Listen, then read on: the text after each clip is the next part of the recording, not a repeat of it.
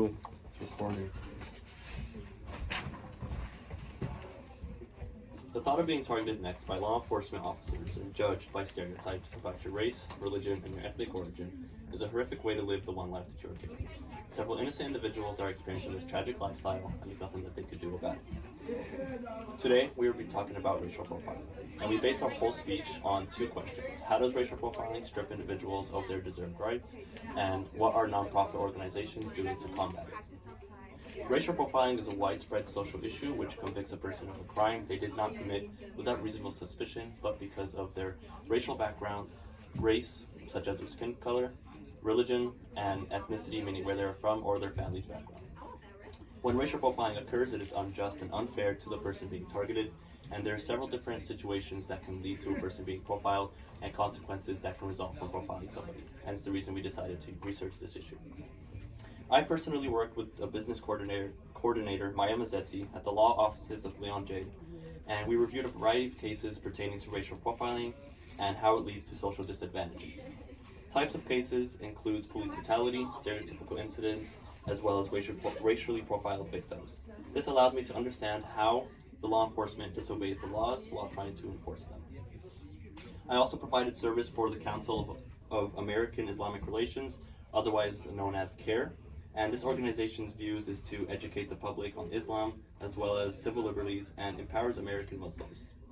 CARE dissuades individuals to mobilize towards violence and urges House representatives to reject piecemeal measures that would increase profiling. I worked at their offices researching several different legislation affecting the different marginalized communities and that they will be able to use at Muslim Day at the Capitol. And upon my research, I realized that there is a vast amount of laws and bills being put into place in hopes to rid racial profiling and many other hate crimes. Muslim Day at the Capitol in California is one of the biggest Muslim civic engagement events. In 2017, over 800 community members and allies from across the state come together in Sacramento to play a huge role in creating policies that impact all Californians. Attendees are able to speak to assembly members and state senators about the issues that are impacting them as well as their communities. I attended a bystanders intervention training, which the CARE consultants presented to De Anza College about what to do when you are witnessing or a part of a hate crime. And I have researched a lot about racial profiling, but attending this furthered my knowledge on the different outcomes by either being part of a hate crime or just spectating, which was very interesting to witness. And with all the information that I have received from both the law office as well as the CARE organization, I decided to write to the senator and state of California. I reached out to her in regards to creating more laws and bills like the four me and my colleague will share today, and I personally explained what these bills do as well as how it impacts the profiled communities. And now Ashwin will go ahead and talk about the effects of racial profiling. Yeah, so we all know that racial profiling is an increasing issue in our society today. And I'd like to start with a quote that I found really eye-opening. Many Black and Latino pedestrians are regularly stopped and frisked without reasonable cause. This is a quote from the American Civil Liberties Union's website. And this shows that regular citizens are being held accountable for situations that they really didn't get themselves into. Since because of where they look and where they come from, a real life example of these type of stories is from an example in May of 2013.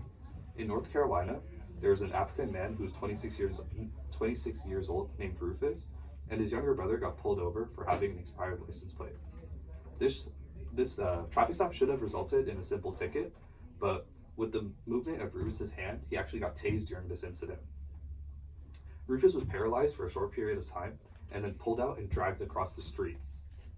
After that, the cops were assaulting him essentially, and he ended up with a busted lip and 6 stitches on his face. That was in May of 2013, but now him and his younger brother Devin don't even leave the house anymore without a camera, and they stated that if they see a police officer, they fear for their life. This is a really common issue, that officers are purposely targeting individuals based on their appearance, in addition to their racial and ethnic backgrounds. It is evident that African Americans are constantly being targeted by law enforcement officers, belittling their race and attempting to increase the city's funds through unjust actions. Officers are purposely racially profiling individuals of non-white backgrounds as a result of racially motivated stereotypes.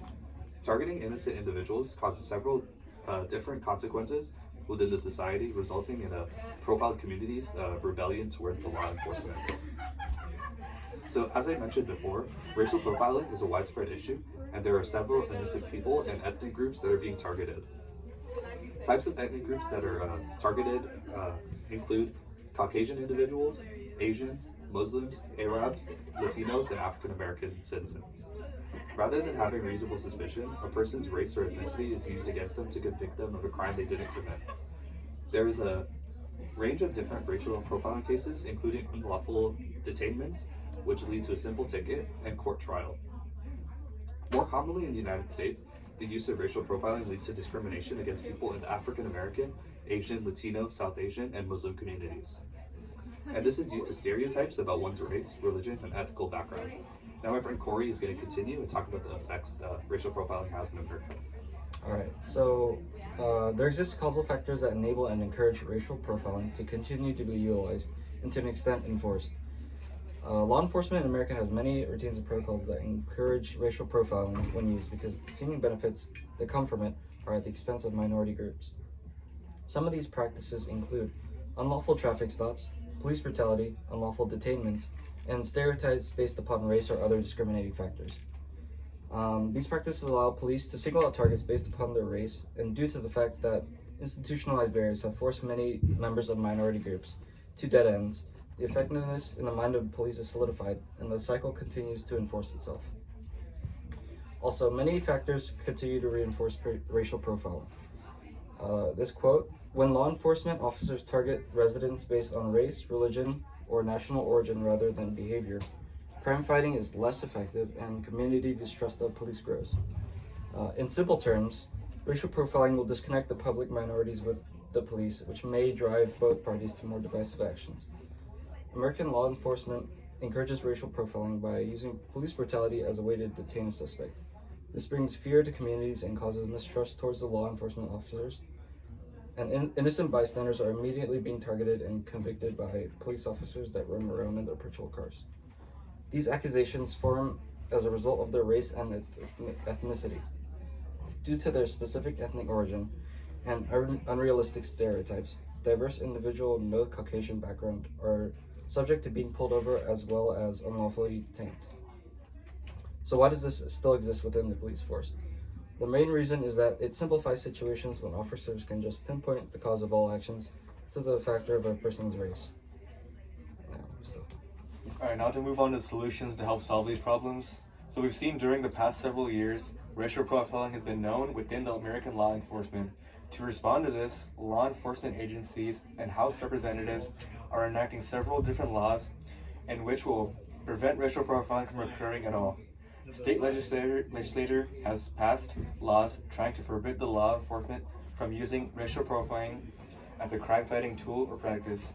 AB 953, the Racial and Identity Profiling Act of 2015, HR 1993, and Racial Profiling Act of 2015, and requiring data collection from all officers are different solutions which are being put into place in hopes to give the citizens of the United States back the rights they deserve and to end all racial profiling across the United States.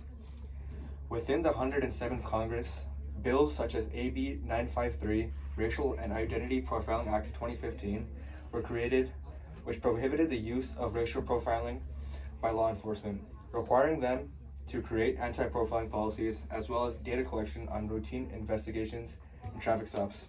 These bills were not passed, but President Clinton ordered the law enforcement agencies to follow the laws that share the same goals as these bills. The local courts are struggling to discuss a final decision when faced with a racial profiling case, ordering the law enforcement to provide data from every traffic stop, detainment, or arrest, providing enough reliable resources, information to the courts being faced with the racial profiling claims. Not only does this help several different court cases, but it also informs the public's controversial thoughts on the different reasons people are being detained, educating the public. Now to move on to the other solution that we have, it was introduced by Representative Conyers John Jr., and it was formerly known as HR 1933, the End Racial Profiling Act of 2015. This requires law enforcement agencies to maintain adequate profiles or policies which restrict racial profiling, prohibiting any law enforcement agent or agency from engaging in racial profiling, as well as healthcare to individuals who have been racially profiled. Because there are many cases where people have been beaten by officers, the healthcare would help them in that situation. It also requires state or local government entities or state, local, or tribal law enforcement agencies that apply for grants under the Edward Bryan Memorial Justice Assistance Grant Program, as well as the Police Officers Shot on the Beat program, to show that they continue to maintain adequate policies and procedures for eliminating racial profiling and have eliminated any existing practices that encourage or promote racial profiling. This not only helps individuals who have been wrongfully targeted and injured by officers, but also prevents the law enforcement from using harsh practices against the public. Now moving on to the next policy.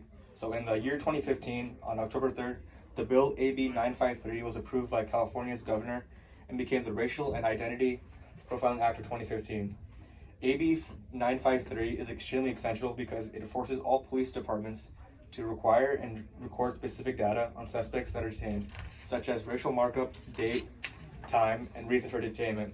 The essential idea of this newly enforced law is for the American law enforcement and citizens to finally be able to determine the effect of the claim that officers racial profile individuals.